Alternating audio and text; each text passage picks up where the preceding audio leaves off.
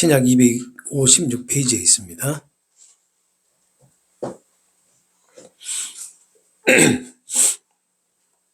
우리 한 절씩 교독하겠습니다. 또한 가지 얼마가 꺾이었는데 돌 감람나무인 내가 그들 중에 접붙임이 되어 참 감람나무 뿌리의 진액을 함께 받는 자가 되었은즉 그 가지들을 향하여 자랑하지 말라.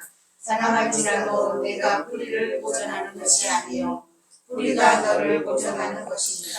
그러면 내 말이 가지들이 꺾인 것은 나로 접붙임을 받게 하려 함이라 하리니 옳도다. 너희들은 믿지 아니하므로 꺾이고 너희는 믿음으로 섰느니라. 높은 마음을 품지 말고 도리어 두려워하라. 함께 읽겠습니다. 하나님이 원 가지들로 아끼지 아니하셨은즉 너도 아끼지 아니하시리라. 아멘. 우리가 또 지난 시간에 이방인을 통해서 유대인들을 구원하시는 그런 하나님의 말씀에 대해서 말씀을 나눴는데요. 이 유대인들에게 향해 있던 이 바울의 시선이 이방인들에게도 바로 시선이 향하게 됩니다. 그러면서 이 바울은 이방인들에게 이방인의 사도라고 하는 자신의 정체성과 그리고 자신이 어떠한 사역을 하게 될 것인지에 대한 그 사역의 비전을 이렇게 이방인들에게 제시를 해요. 그래서 지난 시간에 살펴봤던 그 내용들이 어떻게 보면 이방인들의 구원에 대한 포커스가 맞춰져 있는 것으로 우리가 여길 수 있는데 그 가운데에서 바울의 심정을 읽을 수 있는데요. 그 바울의 심정이 뭐였냐면 유대인들이 하나님의 구원 과정에 참여하기를 바라는 그런 심정이었어요. 얼마나 간절한 그런 심정이었는지 이방인들에 대한 구원의 메시지를 전달하면서도 유대인들이 하나님의 구원 과정에 참여하기를 바라는 마음이 느껴질 수 있을 정도였단 말입니다. 바울은 유대인들이 버린 것, 즉 거부한 것이 예수님의 복음이다라고 얘기를 해요. 그리고 구원의 메시지였다라는 것을 강조를 합니다. 유대인들이 이 복음을 받아들이는 것은, 그러니까 다시 받아들이는 것은 죽은 자 가운데서 다시 살아나는 부활을 경험하게 될 것이다 라고 지난 시간에 얘기를 하죠. 그러면서 유대인들의 조상 아브라함과 이삭과 그리고 야곱이 하나님께 거룩하게 구별되었기 때문에 유대인 너희들이 지금 비록 복음을 받아들이고 있지는 않지만 않는 자들이 많이 있지만 그래도 너희들은 거룩한 자들이다 라고 말을 하면서 반죽이 거룩하니 빵도 거룩하다고 비유를 하고요. 또 그리고 뿌리가 거룩하니까 가지도 거룩하다라는 그런 비유로 말을 합니다. 그런데 우리가 여기서 한 가지 주의할 점이 있어요. 거룩하다라는 의미, 여기서 말하는 거룩하다라는 의미가 어떤 의미인가를 우리 꼭 기억을 하고 넘어가야 됩니다. 자, 이 유대인들이 단순히 그들의 삶 그리고 윤리적인 면에서 그들이 거룩하다라고 했을까? 아니면 조상들이 그 하나님과 맺은 그 언약이 거룩한 것이기 때문에 그들에게 주어진 그 언약이 거룩하다고 얘기를 하셨을 것일까? 라는 것을 우리는 꼭 한번 짚고 넘어가야 되죠. 꼭 기억하셔야 될 것은 유대인 자체로 봤을 때는 거룩한 면이 하나도 없어요. 찾아볼 수가 없습니다. 역시 마찬가지 우리도 똑같아요. 우리도 거룩한 면을 찾아볼 수 없어요. 단지 하나님께서 거룩하시기 때문에 우리가 거룩하다라고 불려지는 겁니다. 하나님과 유대인들의 조상이었던 아브라함과 맺은 그 언약이 거룩하기 때문에 유대인들에게 주어졌던 그 언약이 거룩하다라고 지금 얘기를 하셨던 거예요. 이것을 여러분 착각하시면 안 돼요. 그래서 우리가 거룩하다는 말을 자주 씁니다. 자주 사용하죠? 여러분들 많이 사용해서 아실 거예요. 많이 들어보셔서 아실 거예요. 그러나 그 거룩하다는 말이 우리의 윤리 도덕적인 면을 말하는 것인지 우리의 삶의 모습을 말하는 것인지 우리의 인간적인 모습을 말하는 것인지 아니면 우리에게 주어진 언약을 얘기하는 것인지를 꼭 분별하셔야 됩니다. 네. 우리에게 주어진 언약을 말씀하시는 거예요. 우리가 언약 백성이기 때문에 우리가 거룩하다고 구별이 되는 것입니다. 이것을 꼭 기억하시기 바랍니다. 자, 오늘 본문은요, 하나님의 구원의 역사 속에서 유대인과 이방인들의 관계를 감람나무를 비유로 설명을 합니다. 그 감람나무의 접붙임을 받은 가지가 어떤 은혜를 누리게 되는지 이 시간 함께 살펴보도록 하겠습니다. 먼저 살펴보기 전에 개역개정에는 번역된 것이 감람나무라고 번역이 돼 있잖아요. 그런데 실제로 이스라엘은 감람나무가 없어요. 다 아실 분들은 아실 거예요. 감람나무가 없고 우리가 흔히 알고 있는 올리브 열매 아시죠? 네, 올리브 나무를 얘기합니다. 올리브 나무. 그러니까 이것이 중국으로 들어오면서 중국에서 한자로 번역된 게 뭐냐면 중국에 보면 감람수라는 나무가 있어요. 근데 좀 달라요. 비슷하긴 한데 다르긴 한데 그것이 우리나라로 넘어오면서 번역이 감람나무로 번역되지 않았을까라는 그런 생각을 해봅니다. 정확히 모릅니다. 저도. 그런데 감람나무는 없다는 거. 올리브 나무예요. 올리브 나무. 올리브 나무. 제가 이제 우리 본문에 성경에 이제 감람나무로 되어 있으니까 감람나무로 말씀을 드리지만 올리브 나무다라고 생각을 하시기 바랍니다. 먼저 17절을 보시면 이렇게 되어 있죠. 가지 중에서 얼마가 꺾이고 라고 얘기를 하는데 여기서 가지가 어떤 가지느냐? 이 가지는 참 감람나무 가지를 의미합니다. 그 가지가 얼마가 꺾이었다라는 것은 어떤 의미냐? 유대인들의 일부가 하나님에 대한 불신으로 언약 백성에서 떨어져 나갔다라는 것을 의미하죠. 그러면 참 감람나무는 무엇을 의미하느냐? 하나님의 백성을 의미합니다.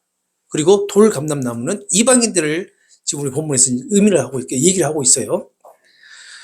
하나님과의 관계에서 유대인들의 일부가 전체가 아니라요. 일부가 떨어져 나갔다라는 것을 의미하는 것이 바로 이 가지 중에서 얼마가 꺾였다라고 얘기를 하고 있는 거예요. 왜 이렇게 됐을까?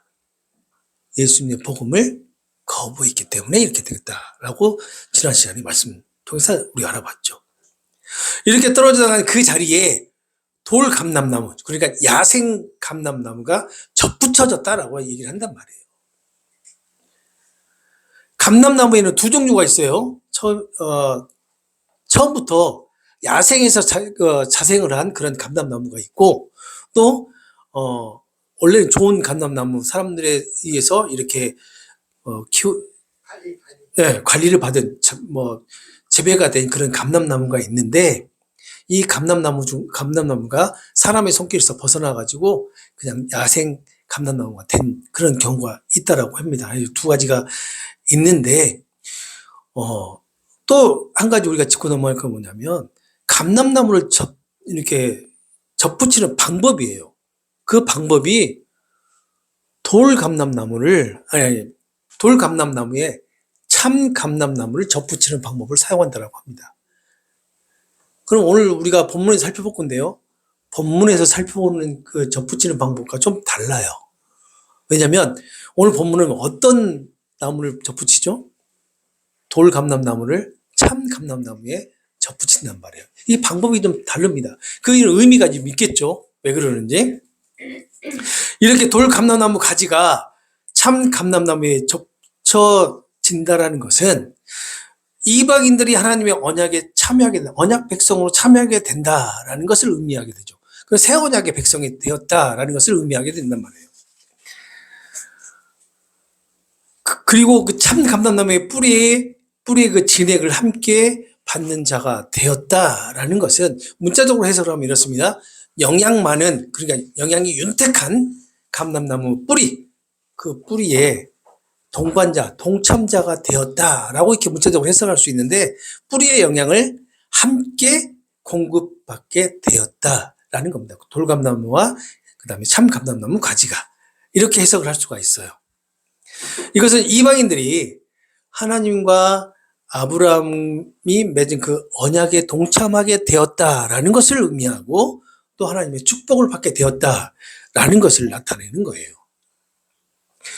이방인들이 이렇게 아브라함과 맺은 언약에 동참하게 되고 또 축복의 그 대상이 되는 구원의 자리에 이르게 되었다라는 것이 유대인들의 불신으로 인한 것임을 언급을 합니다. 바울은.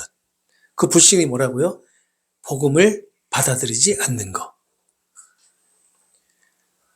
그것을 언급하면서 구원의 은혜가 오직 하나님의 주권적인 선택과 그리고 은혜 안에서만 가능하다라는 것을 오늘 본문을 통해서 강조하고 있는 거예요. 여러분들에게 주어진 구원이 어떻게 이루어졌어요? 여러분들 한번 지금까지 많은 경험을 통해서 생각을 해보셨죠? 나는 어떻게 구원을 받았을까? 내가 무엇인가 열심히 자격이 내지는 무엇인가 내가 받을 만하니까 라고 하는 그런 조건이 달려져 있었던 것인가 아니면 무조건적인 은혜가 나에게 주어진 것인가 이것을 생각해 보시면 이방인들이 오늘 감람나무 이제 이렇게 접붙임을 받으면서 받은 그 구원의 은혜가 어떤 은혜라는 것을 알 수가 있죠. 여러분들 어떻게 구원받았어요? 그렇죠. 일방적으로. 일방적으로. 내가 원해서요? 내가 부탁해서요? 내가 막 졸랐잖아요. 그렇죠. 그래도 했어요? 구원해달라고 졸랐어요? 아이고, 그랬구나. 우리가, 우리의 그 의지와 우리의 그 요구사항과 아무 상관없이 하나님은 일방적으로, 주권적으로 여러분들을 선택하셨단 말이에요. 언제요? 창세전에. 에베소서에 그렇게 말씀하죠? 창세전에 우리를 택했다. 그래서 일방적으로 우리에게 찾아오셔서 제약된 삶을 살아가고 있는 우리에게 너는 죄인이 아니야. 너희는 의인이야. 왜? 내가 너를 창세전에 선택을 했고 너를 의롭다라고 여겨주기 때문에 그렇다라고 말씀하시잖아요. 이것이 우리에게 주어진 은혜인데 일방적으로 주어지는 은혜예요. 일방적으로. 그러니까 감사한 겁니다. 그래서 은혜인 거죠. 은혜는 어때요? 은혜가 갚을 수 있는 건가요? 은혜는 갚을 수 없는 거죠. 은혜가 갚을 수 있는 거라면 그건 뭐예요? 나의 공로죠, 공로. 나의 공로에 대한 보상으로 해주는 것이죠. 그런데 은혜를 갚을 수 없는 거기 때문에 나의 공로가 될 수가 없는 거예요. 맞아요. 그러면서 18절에 접붙임을 받은 가지의 이 이방인에게 하나님의 구원 과정에 참여하게 되는 것을 자랑하거나 우월감을 갖지 말라라고 권면을 합니다. 바울은.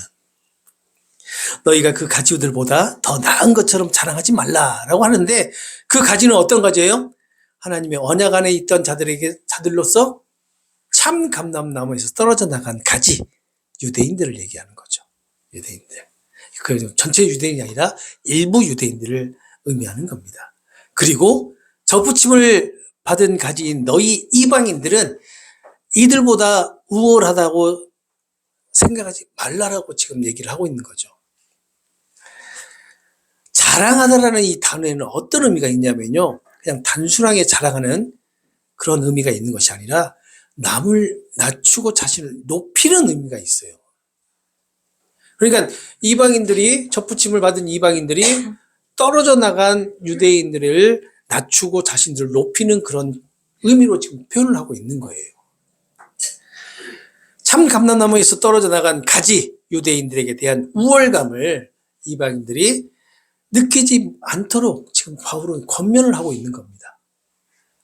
우리도 믿음 생활하면서 이런 경우 많이 있었죠. 내가 하루만 더 먼저 교회에 나가면 어떻게 해요? 더 우월해요. 하루 사이로, 아니 하루는 안 되겠구나. 일주일 사이로 일주일 먼저 내가 교회에 출석하면 일주일 후에 출석하신 분보다 훨씬 더 우월함을 느끼게 됩니다. 내가 뭔가 찬송가 좀 더 아는 것 같고 하나님 말씀을 좀 더 들은 것 같고 그러한 우월감을 느끼게 돼요. 그래서 어떻게 돼요? 다들 가르친단 말이에요. 일주일만 늦어도 가르친단 말이에요. 지금 유대인들이 그런 모습을 보여주고 있는 거예요. 똑같아요. 유대인들이 하나님의 은혜로 접붙임을 받았는데도 불구하고 어떻게 해요? 떨어져 나간 이방인들이 유대인들을 이렇게 우월감 있게 좀 낮추게 본단 말이에요. 지금 그것을 바울은 경계하라라고 지금 권면을 하고 있는 겁니다. 하지만 만약에 자랑하고자 하는 마음이 든다면 이라고 얘기를 하죠. 자랑하고자 하는 마음이 든다면 어떻게 하라고 하냐면 자기 가지가 뿌리를 지탱하는 것이 아니라 뿌리가 가지를 지탱하는 것을 기억하라라고 바울은 얘기를 해요. 맞죠? 우리를 지탱하고 있는 우리가 그리스도인의 삶을 살아갈 수 있도록 우리를 붙들고 있는 것이 누구예요? 예수님이잖아요. 우리가 예수님에게 접붙임을 받았으니까 그러면 내가 예수님을 이렇게 인도해 나가는 거예요. 예수님이 나를 인도해 나가시는 거예요. 간단하잖아요. 그죠? 이 접붙임이라고 하는 지금 오늘 본문을 통해서 간단하게 말하면 우리의 정체성을 다시 한번 점검해 준단 말이에요. 그리스도인들의 정체성. 물론 우리가 이제 본문에서는 이방인과 유대인들의 관계를 지금 감람나무로 비교를 하고 있지만 사실은 우리의 정체성을 다시 한번 일깨워주는 거예요. 가지는 접붙임을 받을 수도 있고 잘려나갈 수도 있어요. 그렇죠? 접붙였다가도 마음에 안 들면 다시 떼어버리면 됩니다. 잘라낼 수가 있단 말이에요. 그런데 뿌리는 변함이 있어요, 없어요? 변함이 없죠. 바로 그것을 얘기하는 겁니다. 다시 말씀드리지만 여기서 뿌리는 무엇을 의미해요? 하나님과 조상 아브라함과 세운 언약을 얘기를 한단 말이에요. 그 언약이 바뀔 수 있냐고요? 바뀔 수 없잖아요. 구원이라고 하는 그 말씀 안에서 우리가 하나님과 아브라함이 세운 그 언약, 우리 조상들이 세운 언약이, 믿음의 조상이 세운 언약이 바뀌었다라면, 상황에 따라서 바뀌었다라고 하면 우리가 어떨까요? 상황에 따라서 우리는 구원을 받을 수도 있고 받지 않을 수도 있는 그런 상황이 되어버리겠죠. 그렇지만 한 번 세운 언약이 이 세상 예수님이 다시 오실 때까지 계속 유지가 된다, 변하지 않는다라는 것은 한 번 언약 백성이 된 자들은 예수님이 다시 오실 때까지 변하지 않는다라는 그런 얘기가 되겠죠. 그래서 감사한 거 아닐까요? 한 것도 없는데 내가 뭐라고? 도대체 그거 참 이상해요. 제가 뭐라고 열심히 운동하면서 살았던 저를 붙들어가지고 말해요. 이 자리에 딱 세워놓고 뭐라고 저를 이렇게 했는지 모르겠어요. 그리고 저는 솔직히 지금도 앞으로 뭘 해야 될지 모르겠어요. 솔직한 심정입니다. 뭘 해야 돼? 어떻게 해 나가야 될지 모르겠어요. 그저 그냥 인도하시는 대로 매주 그냥 이렇게 합니다. 제가 여러분들에게 지금까지 모르겠어요. 여러분들은 많은 설교를 저보다 더 많이 들었을 거라고 생각을 합니다. 그런데 저의 설교 패턴이 정한 본문에 대해서 설명을 해주고 그 본문을 좀 더 쉽게 여러분들에게 이렇게 전달을 해주면서, 그리고 이 본문에서 우리가 얼마만큼의 엑기스를 뽑아서 적용할 수 있을까라는 그런 마음으로 본문을 연구를 하고 본문을 전달을 해드리고, 그리고 약간의 조명점을 말씀을 드리고 설교를 마칩니다. 정말 재미없어요. 재밌습니다. 근데요, 재밌다고 생각해 주시니까 너무 감사해요. 그런데 저도 신학을 하고 이렇게 하기 전에, 그리고 복음이라는 것을 어느 정도 깨닫기 전에 정말 있잖아요. 제가 무엇인가를 좀 잘하고 있는 것 같은 그런 느낌이 드는 설교를 해줄 때 은혜가 그냥 왕창 넘쳤어요. 솔직히 다 그러셨죠? 맞아요. 저도 그랬어요. 내가 무엇인가 이 교회에 나와서, 예배에 나와서 인정을 받는 것 같은 그런 느낌을 들어야지만이 그 예배는 성공한 예배였어요. 그리고 은혜가 넘치고, 왜 이렇게 찬양도 넘치고 눈물도 나고 그랬을까요? 그런데 복음이라는 것을 깨닫게 되면서 정말로 내가 은혜를 느끼는 것이 어느 순간이냐면, 말씀에 대한 진리를 깨닫게 될 때가 진짜 은혜가 넘쳤어요. 그 어떤 것도, 찬양이 막 우리 대형교회 가면 웅장한 그 찬양에 그냥 매료됩니다. 그 순간 눈물 나올 수밖에 없어요. 누구나 다 앉아있으면 눈물 펑펑 쏟게 돼 있습니다. 그런데 그것이 진짜 은혜라고 생각을 해요. 근데 그건 은혜 아니에요. 사실 감동이죠. 네. 감정이에요. 감정을 만지는 거란 말이에요. 진짜 우리가 은혜라고 하는 표현을 언제 사용해야 돼요? 말씀을 통해서 사용해야 돼요. 말씀을 통해서. 그리고 이 말씀이 우리에게 주어지고, 이 말씀을 복음을 우리가 깨닫게 되면요, 우리가 은혜라고 하지 않아도 그 은혜가 자연스럽게 우리 안에서 표현이 됩니다. 이게 자연스러운 거죠. 이렇게 하나님의 언약 관계로 연결된 가진 유대인, 그리고 접붙임을 받은 그 이방인들 그 사이의 관계가 변하지 않는다라는 그런 의미로 지금 이 말씀을 하고 있었던 거예요. 그래서 뿌리에서 오는 구원의 그 은혜가 접붙임을 받은 가진 이방인들에게 주어진 것이지, 이방인이 뿌리의 정체성이나 가치를 변화시킬 수 없다라는 것을 지금 바울은 이방인들에게 상기시켜주고 있는 것입니다. 다시 말하면 내가 무엇을 해서 하나님이 이루신 일을 변화시킬 수 있다라는 라고 생각하는 것이 잘못된 생각이라는 거예요. 대표적인 게 뭐죠? 축복, 복. 우리 교회에서 말하는 복. 이 복은요, 내가 무엇을 어떻게 하느냐에 따라서 달라진단 말이에요. 그렇죠? 그런데 오늘 말씀은 그러한 것들이 아니다라고 얘기를 하는 겁니다. 바울은 이방인들이 하나님의 그 언약 밖에 있던 자들이었지만 믿음이라고 하는 은혜로 새 언약의 공동체 안에 참여하게 되었다라고 지금 설명을 하고 있단 말이에요. 이것은 이방인들의 그 구원의 주도권을 누가 가지고 있다는 거예요? 하나님께서 그 주도권을 가지고 있다는 것이고, 그러기 때문에 유대인보다 우월한 위치에 있다거나 하는 것이 아니다라는 것을 지금 상기시켜주고 있는 겁니다. 그러면서 유대인들을 무시하지 말라, 경시하지 말라라고 얘기하고 있고, 그리고 구원의 그 근원이 되는 그 뿌리, 다시 말씀드리면 하나님과의 맺은 그 언약, 그리고 구원 계획, 이런 것들을 이방인들에게 존중하라라고 지금 권면을 하고 있는 거예요. 그러면서 19절에 이렇게 말합니다. 너희는 내가 접붙여지는 은혜를 받도록 원래 가지인 유대인들이 잘려 나간 거야 라고 생각하지 말라는 거예요. 이방인들이 내가 접붙여지기 위해서 유대인들이 잘려 나갔다라고 생각한다는 거예요. 그래서 다시 말씀드리지만 유대인들이 그 참 감람나무에서 가지가 떨어져 나간 것은 그들의 불신, 복음을 받아들이지 않는 것 때문이었지, 이방인들을 어떻게 해요? 접붙이기 위해서 잘려나간 것이 아니단 말이에요. 그런데 이방인들은 지금 그 잘려나간 것을 보고 그렇게 생각을 한다는 겁니다. 그것을 염두에 두고 바울이 지금 얘기를 하고 있는 거예요. 이 19절 말씀 안에는 참 뭐라고 해야 될까요? 하나의 또 진리가 좀 담겨져 있어요.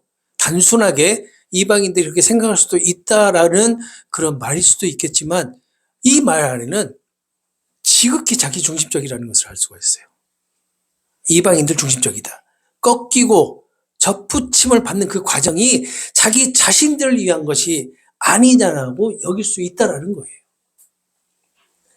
바울은 이것을 염두에 두고 지금 말하고 있는 거고, 자신이 구원을 얻을 만한 존재이고 유대인보다 낫다라는 그런 아니라는 생각을 할 수 있다라는 겁니다. 이방인들이. 하지만 우리가 알고 있는 구원은요, 진노의 그릇을 국률의 그릇으로 바꾸시겠다는 하나님의 주권적인 은혜로운 선택의 결과가 구원이에요. 그렇죠? 이거 부인할 수 있나요? 구원의 은혜를 입은 자들은 하나님의 주권을 인정할 수밖에 없게 된단 말이에요. 인정해야 된다가 아니라 인정할 수밖에 없어요.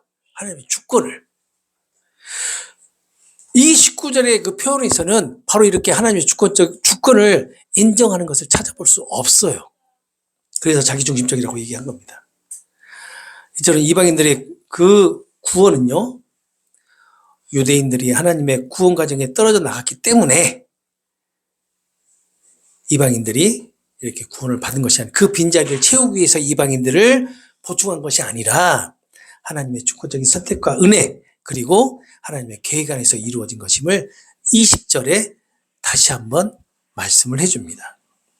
20절 보시게 되면 원가지인 유대인들이 잘려나간 것은 그들이 하나님을 믿지 않았기 때문이고, 그렇죠?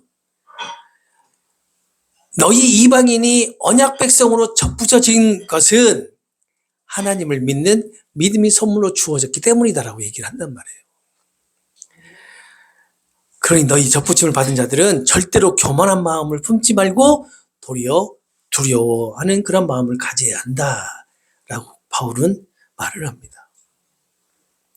20절은 언약 안에 들어온 이방인들에게 유대인들의 불신앙을 교훈 삼아서 자만하지 말고 믿음 위에 굳게 서도록 높은 마음, 다시 말하면요, 교만한 마음이 들지 않도록 두려워하라 라고 경고하고 있는 것입니다. 바울이 이토록 접붙임을 받은 자들에게 교만함을 두려워하라 라고 경고하는 이유는요, 그 교만함이 결국 하나님같이 되고자 하는 욕망이라고 하는 불신앙과 연결이 되기 때문에 그렇습니다. 결국 교만은 하나님 같이 되어서 선악을 분별하고자 하는 그런 마음으로 발전을 하게 돼 있어요. 그래서 21절에 바울은 이렇게 얘기를 합니다. 하나님께서 본래의 원가지들조차도 아까워하지 않고 잘라내셨는데 하물며 접붙임을 받은 가지인 그 이방인 너희들을 아까워하시겠느냐 라고 얘기를 하고 있는 거죠. 이 말은 얼마든지 너희들도 복음을 받아들이지 않으면, 믿지 않으면 너희들도 살려져 나갈 수 있다라는 것을 얘기하는 겁니다. 이 말은 좀 무서운 말일 수도 있어요. 왜냐하면, 그리고 좀 이해가 안 되는 말씀일 수도 있습니다. 우리가 예수님께 접붙임을 당했는데 하나님께서 택하셨다면서 왜 우리가 잘려나갈 수 있다라고 얘기를 하지? 라고 질문할 수도 있어요. 그렇죠? 그런데 여기에서 그 질문의 핵심, 이 말씀의 핵심이 뭐냐면 복음을 받아들인 것과 믿지 않는 것, 믿는 것, 믿지 않는 것, 이게 차이예요. 그러니까 똑같이 복음을 접붙임을 받았지만 그 접붙임이라고 하는 복음을 받아들이지 않는 자들은 떨어져 나갈 것이고요. 그러니까 예수님을 믿지 않고 복음을 믿지 않는 자들은 떨어져 나갈 것이고, 그렇지 않으면 그대로 접붙임을 받는다는 사실이에요. 이 말씀을 듣고 그렇게 질문을 할 수 있기 때문에 미리서 제가 말씀을 드리는 겁니다. 물론 여러분들 헷갈리지 않고 그런 질문을 안 하시겠지만 많은 부분들이 이 본문을 보면서 그렇게 얘기할 수도 있어요. 원가지인 이 유대인이 꺾인 것은 그들의 교만함에 대한 하나님의 준엄한 심판이라고 할 수가 있습니다. 접붙임 가진 이방인도 교만하게 되면 어떻게 된다는 것을 알 수가 있는 거죠. 똑같이 언제든지 꺾일 수 있다는 것을 얘기하고 있는 거예요. 하나님의 주권적인 선택으로 이방인이 하나님의 구원 과정에 참여하게 되었다면 하나님의 하나님의 공의는 선택받아 접붙임을 받은 그 이방인들이 불신앙을 보여준다면 얼마든지 심판으로 적용이 된다라는 것을 우리는 알 수가 있어요. 접붙임을 받은 가지가 다시 잘려나갈 수 있다라는 것을 경고하고 있는 겁니다. 다시 한번 말씀드립니다. 이것은 믿음과 믿지 않음의 차이예요. 여러분 혼돈하시면 안 됩니다. 내가 혹시나 나도 그러지 않을까? 그런 생각하지 마시고, 그런 생각하지 마시고, 괜히 이거 가지고 겁준다고 생각하지 마시고, 그래서 우리가 이렇게 막 겁주면서, 그러니까 믿음을 붙들고 있어야 돼! 이게 아니란 말이에요. 이게 아니에요. 그렇죠. 오늘 본문과 지난 시간에 살펴본 내용을 다시 한번 내가 쭉 한번 묵상을 해보니까 이런 결과가 나와요. 유대인이 복음을 거부하는 거, 그리고 이방인에게 구원이 임하게 되는 거, 그리고 또 유대인이 시기하고 질투해서 다시 회심해서 돌아오는 거, 그리고 가지가 꺾이고 접붙이는 과정, 이걸 다 살펴봤더니 지금 전사님 지금 저기 헬라어로 보고 있죠. 어떤 걸로 되어 있죠, 그게? 그 과정이? 그러니까 유대인들이 복음을 거부하고 이방인들에게 구원이 임하게 되고, 유대인들이 시기 질투하고 다시 돌아오게 되고, 또 가지가 꺾이고 접붙이는 과정들이, 이걸 보니까 수동태로 되어 있어요. 수동태로 되어 있다는 것은 어떤 의미예요? 이들 스스로가 이렇게 한 것이 아니다는 거예요. 그러니까 유대인 스스로 복음을 거부한 것이 아니고, 그리고 이방인들이 구원을 받은 것이 아니고 스스로, 그리고 시기 질투한 것이 본인들이 스스로 한 것이 아니고 다시 돌아온 것이 아니고, 꺾이고 접붙임을 받는 것이 다 스스로 한 것이 아니라 그 누군가에 의해서 이루어진 일이다 라는 거예요. 그렇죠. 얼마나 이게 너무해요. 너무해요. 네, 너무해요. 얼마나 이 말씀이 오묘한가요? 그렇죠. 다시 말하면 이 모든 과정, 복음을 거부하고 이방인들의 구원, 유대인들의 시기 질투, 다시 회심해서 돌아오는 거, 꺾이고 접붙임을 받는 것이 유대인과 이방인들이 주도적으로 이루어진 일들이 아니고 하나님의 주권적인 일하심의 결과라는 거예요. 아멘 아닌가요?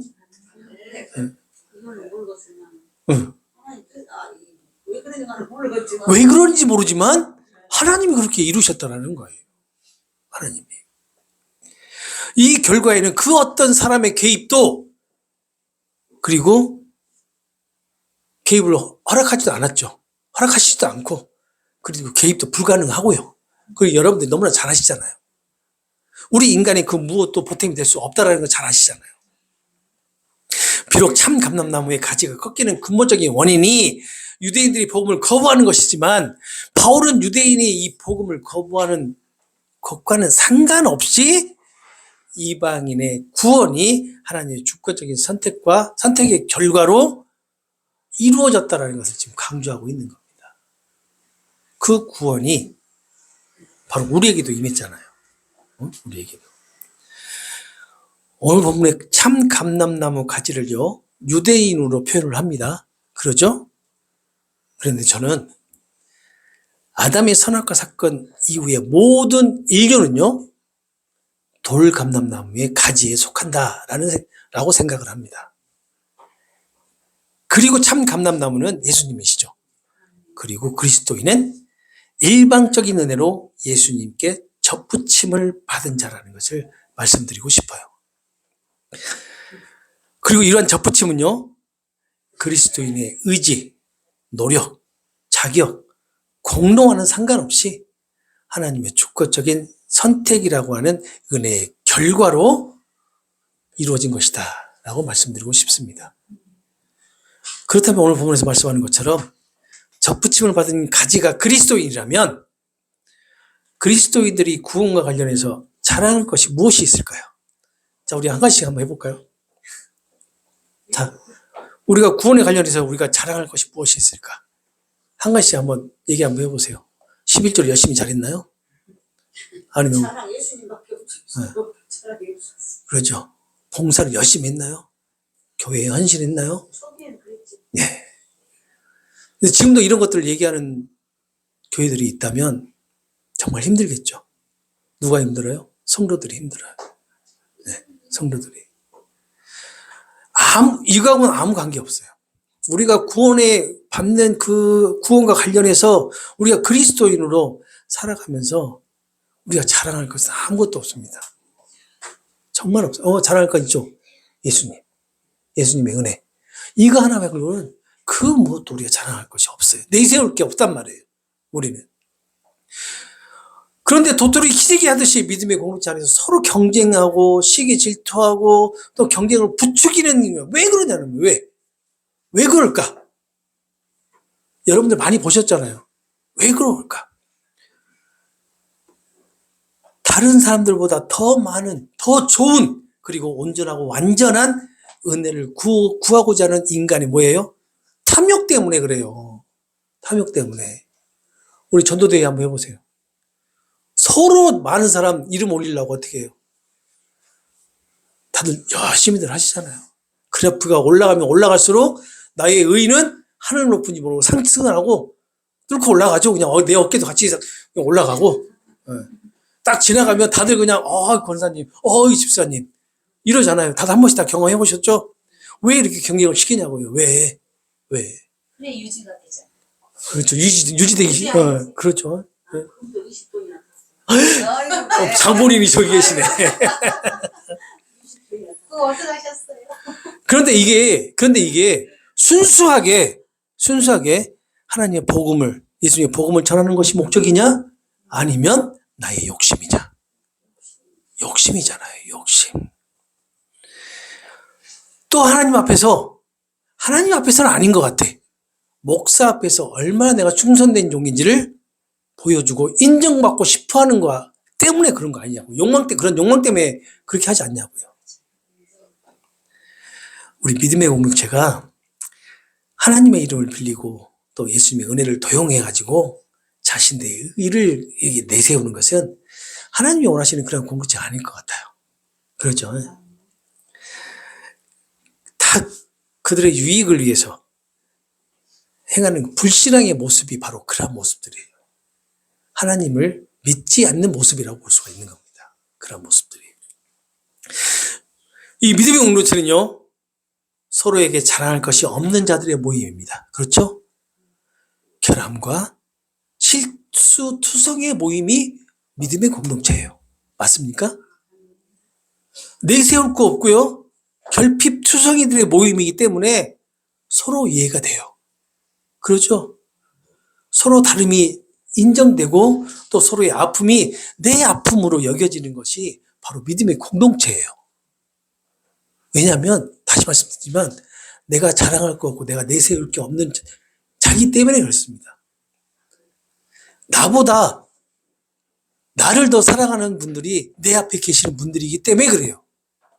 그것을 알기 때문에 사랑의 공동체로 모여지는 거예요.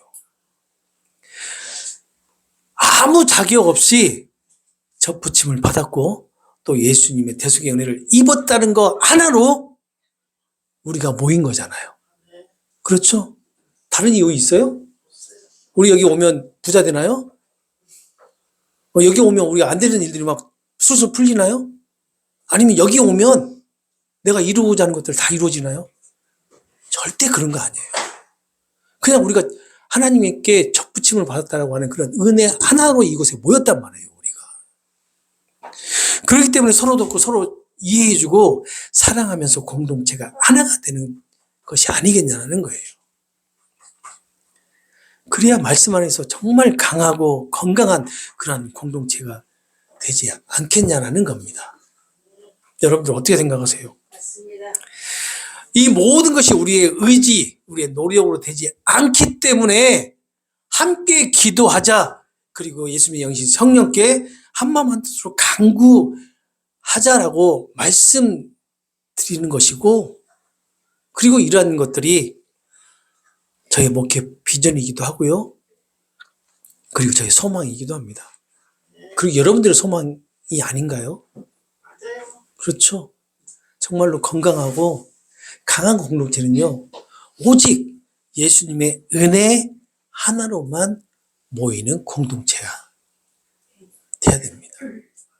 무엇의 이익과 나의 유익이 아닌 오직 예수님만을 드러내는 공동체, 예수님만을 증거할 수 있는 그런 공동체, 이것이 진정한 말씀 안에서 강한 공동체고요. 그리고 건강한 공동체입니다. 저의 목회 비전이 바로 이겁니다. 여러분들이 또 함께 동참해 주셔서 복됩니다. 너무 감사합니다. 또한을 찾습니다. 그래서 오늘 본문에서 고면한 그 접붙임을 받은 이방인들의 그 교만해지는 이런 그런 모습이 우리 공동체 안에서 보여지는 나의 모습이라고 인정이 된다면 우리 공동체가 교만함에 빠지지 않고 겸손하고 하나님의 은혜에 감사하도록, 그리고 하나님을 경외하는 마음으로 성령께서 인도하지 않을까요? 이것이 성령께서 우리 공동체를 위해서 탄식하면서 하나님께 간구하는 것일 겁니다. 이러한 은혜가 우리 교회 안에 임하고 있고요. 여러분들에게 임하고 있다는 것을 믿으시기 바랍니다. 이 시간 우리 함께 말씀을 붙들고 우리 함께 기도하도록 하겠습니다.